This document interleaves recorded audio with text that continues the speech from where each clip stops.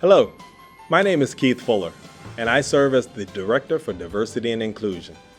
Today I'd like to speak with you about unconscious bias in hiring. I'd also like to thank our Chancellor, Dr. Jeff Pittman, and the Vice Chancellor for Academic Affairs, Dr. Andrew Langware, who valued this conversation enough to make it a part of our hiring process.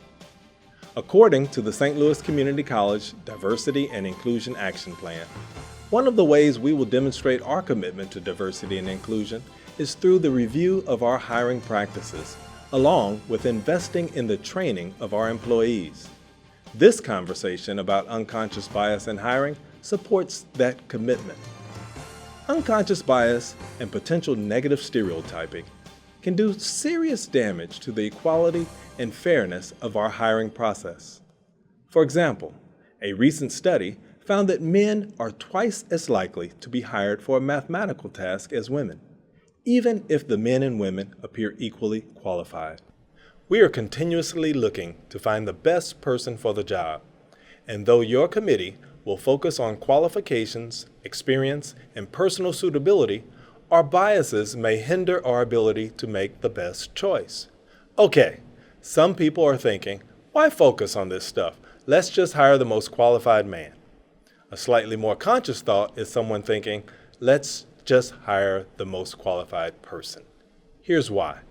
When we unconsciously act upon our biases, we do ourselves, our teams, our coworkers, and ultimately our students a great disservice. We can use self-assessments like the implicit association test from Harvard University to discover our own levels of bias. Moreover, once we are aware of our biases, we can take steps to correct them.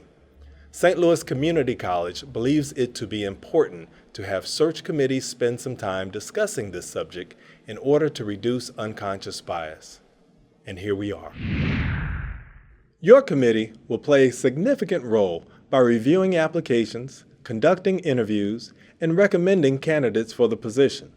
But which applications will you connect with, and why? After all, it's about making a connection. Which candidate would be a good fit? I would like to highlight 3 sections of the application that you as a committee member will be asked to review. First, the personal contact information, where you will immediately notice the name. Will you make some assumptions as to whether or not the individual is male, female, black, white, foreign? If you see a hyphen, will you make some assumptions about the marital status of the applicant? The address. Is it a rural address? Is it an urban address? Will you make some assumptions about the person's experience with different cultures based on that address? Second, the education history. Remember that good old St. Louis question about where did you go to high school? Well, that question actually delves into the socioeconomic status of an individual. Post-secondary education. Did the applicant attend a community college, state college, an HBCU, or perhaps an Ivy League institution, and will you make assumptions about that? Third, professional experience.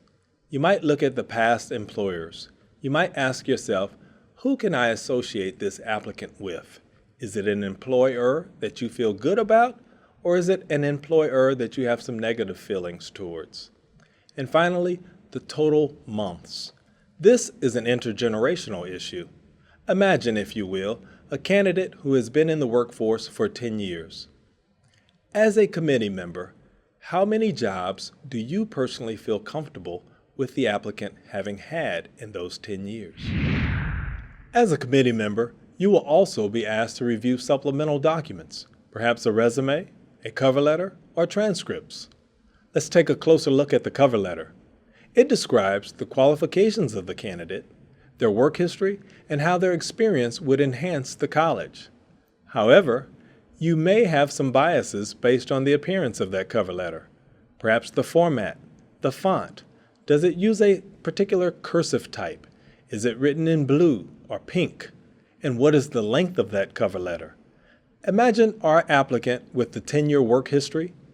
Is that cover letter 2 paragraphs or is it 4 pages? So, based on a bias, which applicant will you connect with? Conversely, which applicant did you discount?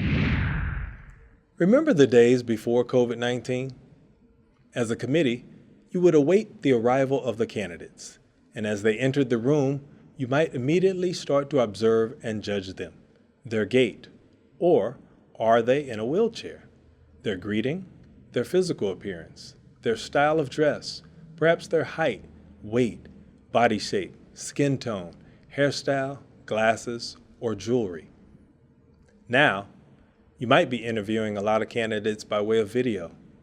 We might make unconscious bias decisions about whether the applicant turns on their camera during the interview.